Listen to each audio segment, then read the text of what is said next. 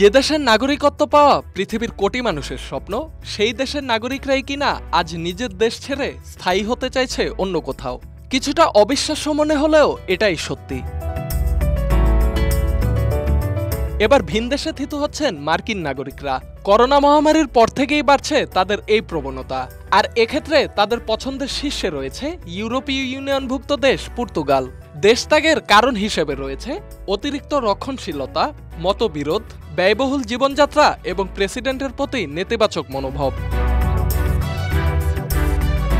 এ বিষয়ে মার্কিন ওয়েবসাইট এক্সপার্টসির গবেষণায় দেখা গেছে ২০২৫ সালের মার্চ পর্যন্ত প্রায় ১,১৬,০০০ আমেরিকান পাড়ি জমিয়েছেন অন্য দেশে স্থায়ীভাবে বসবাসের আশায়। আর সবচেয়ে বেশি মার্কিনি পাড়ি জমিয়েছেন দক্ষিণ ইউরোপের দেশ পর্তুগালে।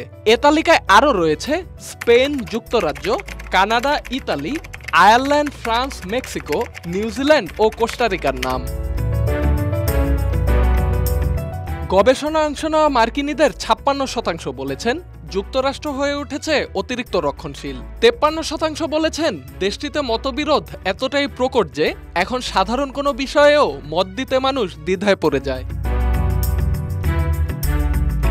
এছাড়াও রাজনৈতিক অস্থিরতা, জীবনযাত্রার ব্যয়, বাসযোগ্য পরিবেশের সংকট, স্বাধীন জীবনের অনুপস্থিতি, এমনকি প্রেসিডেন্টকে অপছন্দ করাও তাদের দেশত্যাগের অন্যতম কারণ।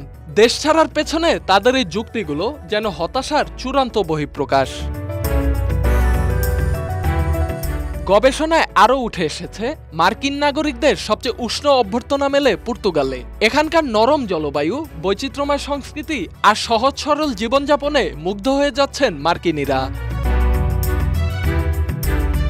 Dhaka express desk report.